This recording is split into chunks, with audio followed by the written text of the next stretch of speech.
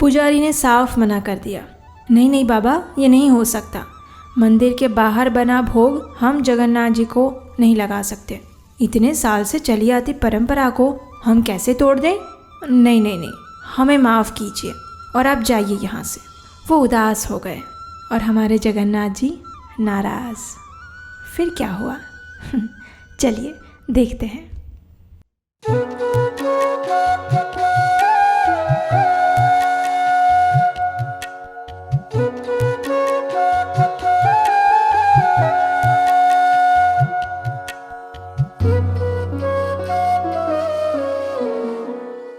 हरे कृष्णा। भगवान की पूजा में एक विधि होती है, लेकिन भगवान को विधि के नियमों में नहीं बांधा जा सकता। और इसी का प्रमाण है आज की कथा। ये कथा एक ऐसे भक्त की है जिनकी श्रद्धा और भक्ति ने पूरे मंदिर में नए नियम स्थापित करवाए, जिसका पालन आज भी हो रहा है। और वो भक्त कौन थे?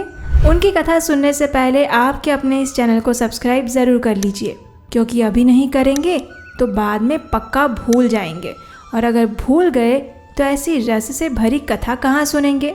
तो चलिए आप जल्दी से नीचे सब्सक्राइब बटन दबाइए और हम शुरू करते हैं जगन्नाथ जी की एक और मनोहर लीला की यात्रा। ये बात है 11वीं सदी के मध्याह्न के आसपास की। उस समय उत्कल प्रदेश यानी उड़ीसा में राजा अनंग भीमदेव का राज्य था। उन्होंने अभी अभी नए जगन्नाथ मंदिर का निर्माण करवाया था। इस मंदिर की भव्यता की चर्चा सभी जगह फैल गई थी। भारत के कोने कोने से यात्रीगण यहाँ दर्शन करने आते थे, और यही समाचार बाबा रघुवर दास के पास भी पहुँच गया। रघुवर दास भगवान श्री रामचंद्र के बहुत बड़े भक्त थे और वे उत्तर भारत में रहते थे। उन्होंने सोचा कि क्यों ना मैं भी भगवान जगन्नाथ के दर्शन करने के लिए पुरी जाऊं। तो बस रघुवर दास चल पड़े जगन्नाथ पुरी की यात्रा पर। पुरी में आकर उन्होंने जगन्नाथ जी, बलदेव जी और सुभद्रा जी के सुंदर दर्शन किए और धन्यता का अनुभव किया। अब देखिए, जिस समय रघुवर दास पुरी में थे उसी समय वहाँ के राजा ने एक विशेष घोषणा करवाई थी, और ये घोषणा ये थी कि उन्हें वैष्णव अग्नि की रक्षा करने वाला कोई साधक चाहिए था। अब आप सोच रहे होंगे कि भाई ये वैष्णव अग्नि क्या है? तो देखिए, शास्त्रों में ये निर्देश दिया गया है कि जो आचार्य होते हैं वे सबसे पहले पवित्र वैष्णव अग्नि यज्ञ में पूर्णाहुति देते हैं, और फिर उसी अग्नि से जगन्नाथ जी के लिए भोग बनाया जाता है। जब इस अग्नि द्वारा भोग तैयार होता है तभी उसे जगन्नाथ जी को अर्पित करने के लिए योग्य माना जाता है, और तभी वह भोग महाप्रसाद बन पाता है। तो अब इस वैष्णव अग्नि को हमेशा जलते भी रखना है ताकि वो बुझे नहीं। तो अब इसका ध्यान रखने के लिए राजा द्वारा ये तय हुआ था कि इस अग्नि की रक्षा कोई सामान्य व्यक्ति नहीं करेगा, बल्कि एक महान साधक ही कर पाएगा। अच्छा, ये कैसे तय किया जाए कि कौन व्यक्ति वास्तव में महान साधक है या नहीं? तो ये निर्धारित करने के लिए एक शर्त रखी गई, और शर्त ये थी कि जो भी व्यक्ति 3 दिन और 3 रात तक अपने हाथ में अग्नि पकड़कर रख पाएगा उसी को ये सेवा दी जाएगी। भारत भर से कई साधक वहाँ एकत्रित हुए, अग्नि को पकड़कर रखने का प्रयास किया, लेकिन निष्फल रहे। आखिरकार बाबा रघुवर दास इस चुनौती के लिए आगे आए, और सबके आश्चर्य के बीच वे लगातार 3 दिन और 3 रात तक अग्नि को अपने हाथ में जलाकर रखने में सफल रहे। इस प्रकार जगन्नाथ जी के भोग के लिए वैष्णव अग्नि की रक्षा करने का कार्य बाबा रघुवर दास को सौंपा गया। रघुवर दास पूरी मंदिर में सिंह द्वार के सामने एक बड़े छाते के नीचे रहने लगे। अपने साथ उन्होंने वहाँ उनके प्रिय आराध्य देव प्रभु श्री राम, माता सीता और लक्ष्मण जी के विग्रहों की स्थापना की, और पूर्ण भक्तिभाव से उनकी सेवा पूजा करते रहे। दिन और रात उस वैष्णव अग्नि में होम डालते हुए वे उसकी रक्षा करते रहे। प्रतिदिन वे जगन्नाथ जी के दर्शन करने जाते, लेकिन जगन्नाथ जी को वे प्रभु श्री राम के रूप में धनुष बाण हाथ में लिए हुए देखते, और कभी कभी तो वे लक्ष्मण और विभीषण को भी भगवान रामचंद्र की सेवा करते हुए देखते थे। और इस प्रकार बलवान काल के प्रभाव में बाबा रघुवर दास की ख्याति संपूर्ण नगर में एक शुद्ध भक्त के रूप में फैल गई, और उन्होंने सुखपूर्वक अपना शेष जीवन पूरी धाम में बिताया। और आखिर एक दिन आया जब उन्होंने सोचा कि बस अब मुझे अपने इस भौतिक शरीर का त्याग कर देना चाहिए, लेकिन जाने से पहले वे जगन्नाथ जी को कुछ विशेष भेंट देना चाहते थे। कुछ भोग अर्पित करना चाहते थे। इसलिए उन्होंने स्पंज की लकड़ी और केले के पत्तों से जगन्नाथ, बलदेव और सुभद्रा जी के लिए एक सुंदर पद्म मुख बनाया। ये एक श्रृंगार की वस्तु है जो तीनों विग्रहों के मुख के आसपास लगाया जाता है। अब देखिए, भक्तों के लिए जगन्नाथ जी का मुख कमल के समान है, तो बस इसी भाव से रघुवर दास ने तीनों विग्रहों के लिए ये मुख पद्म बनाए थे। उसके बाद उन्होंने पवित्र वैष्णव अग्नि से ही जगन्नाथ जी के लिए स्वादिष्ट परमान्न भोग तैयार किया, जो कि घी में बने हुए मीठे चावल का होता है। और फिर उन दोनों चीज़ों को लेकर गए पुरी मंदिर में जगन्नाथ जी के पास।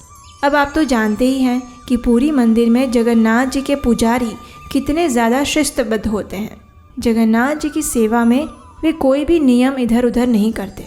आज तक जगन्नाथ जी को मंदिर परिसर के बाहर बनाया गया कोई भी भोग अर्पित नहीं किया गया, और ना ही ऐसे केले के पत्ते से बना हुआ कोई श्रृंगार किया गया है।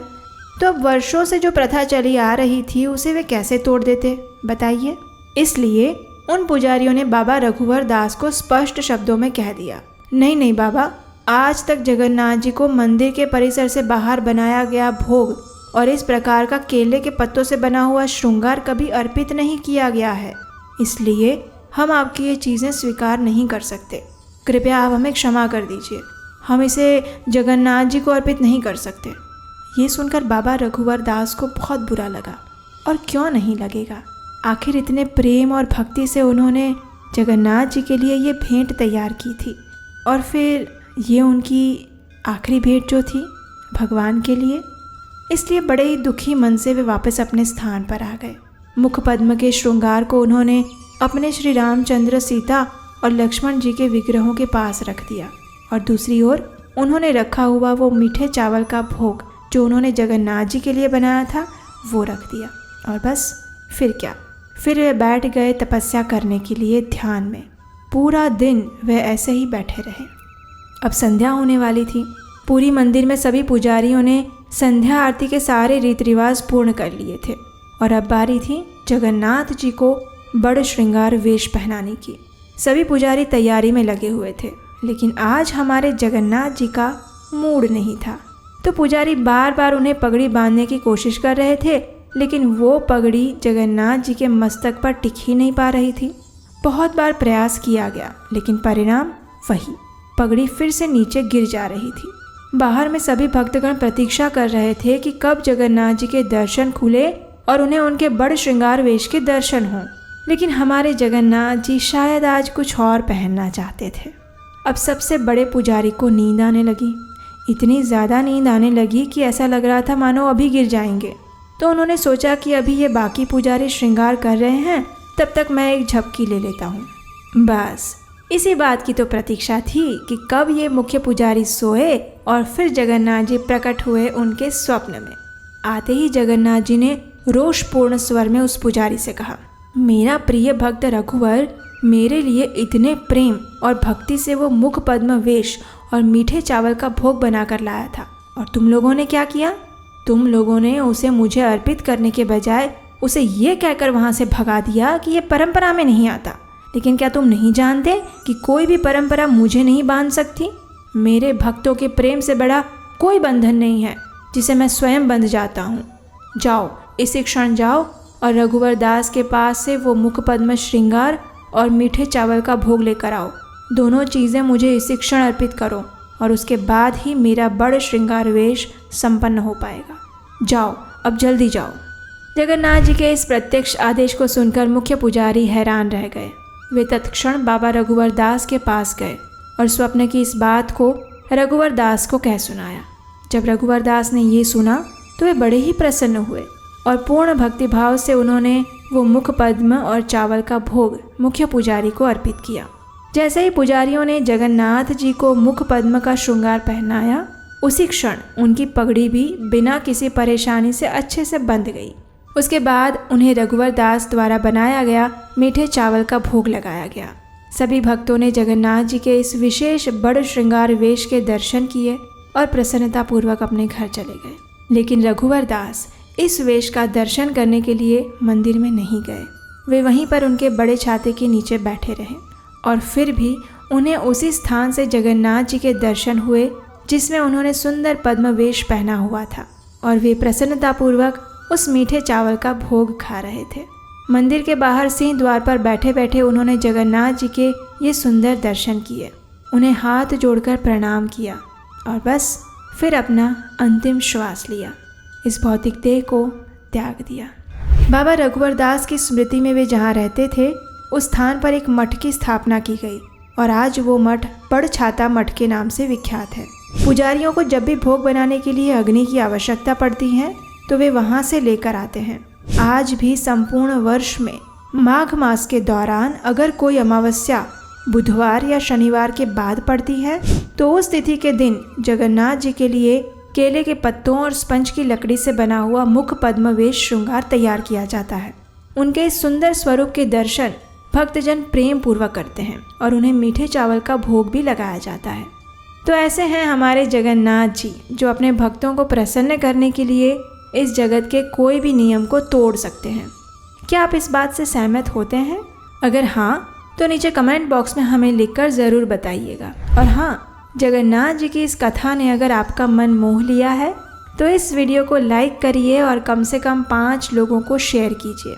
अब देखिए, हम सब जानते हैं कि जगन्नाथ जी संपूर्ण जगत के नाथ हैं, लेकिन ये बात अभी भी कुछ लोग नहीं जानते। इसलिए उन तक जगन्नाथ जी की इस दिव्य लीलाओं को पहुंचाने का कार्य हम कर रहे हैं। अगर आप भी हमारे इस अभियान में जुड़ना चाहते हैं और बैती गंगा में हाथ धोना चाहते हैं तो स्क्रीन पर दिए गए नंबर पर अपना आर्थिक योगदान भेज सकते हैं। और हाँ, जाने से पहले एक बार नीलाचल.com पर ज़रूर जाइएगा। क्या है इस वेबसाइट पर? अरे, स्वयं जगन्नाथ जी हैं और आपकी प्रतीक्षा कर रहे हैं। जल्दी से बुलाइए उन्हें अपने घर पर। और हम मिलते हैं अगली सुंदर कथा के साथ अगली कड़ी में। तब तक के लिए जगन्नाथ जी को याद करते रहिए और उनका गुणगान करते रहिए। हरे कृष्णा।